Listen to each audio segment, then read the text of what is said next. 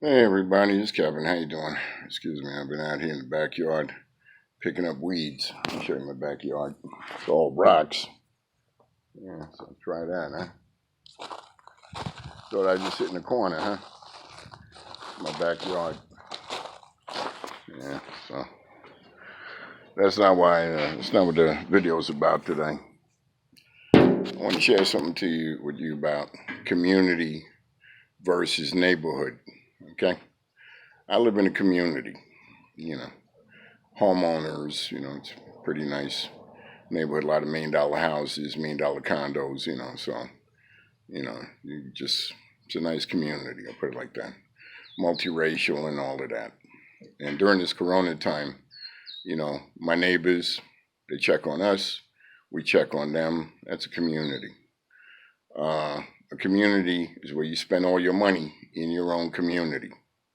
You know, I shop with the millionaires and live around the millionaires and all of that. There's no potholes in my area, no bars on the windows, and cops are here within minutes, fire department, whatever, because it's a nice community. Now, what am I trying to get to? Just show off how I live? No, no, no, no. When you get that little stimulus check and all of that, put that money in your community. Find the people that want to start a grocery store. Find a hairdresser and a manicurist and pedicurist and all that in your community and push that money to them. And then I ask them, push the money back out in the community, start circulating that money, you know.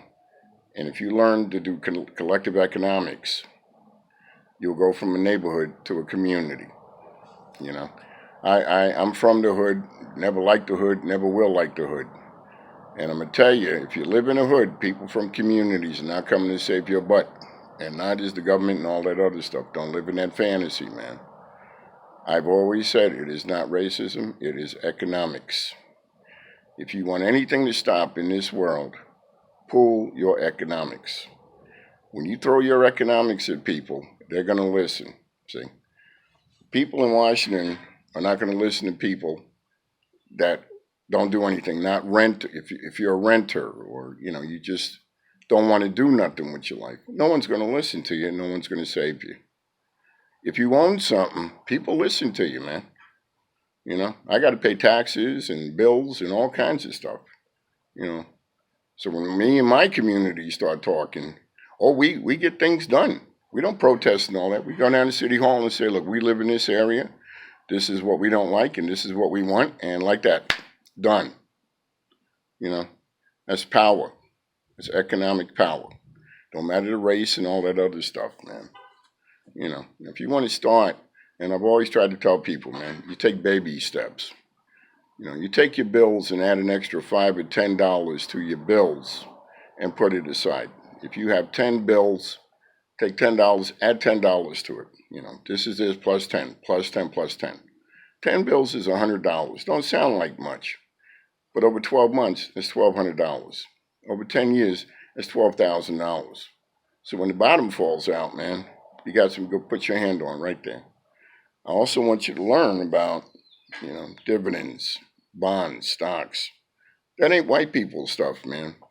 That's what people do with their money.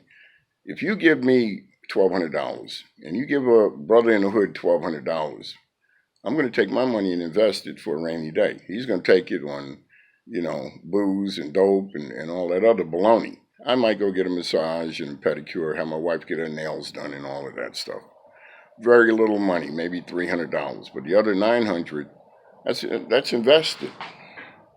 I always say you prepare for them rainy days. I'll tell you another thing about a community versus a hood. People come and you can look at my community, it's real nice and all of that. I guarantee you 95% of my neighbors are armed to the teeth.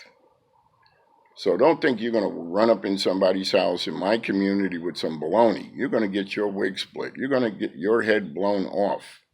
That's what a community does. It protects itself.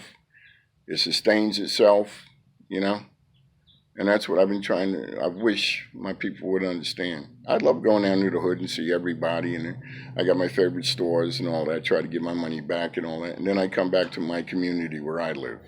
and it's multi-ethnic and all of that, you know. But you gotta learn to own something, be an owner, you know. Stop blaming. You know, I come from the worst kind of background any child should ever have.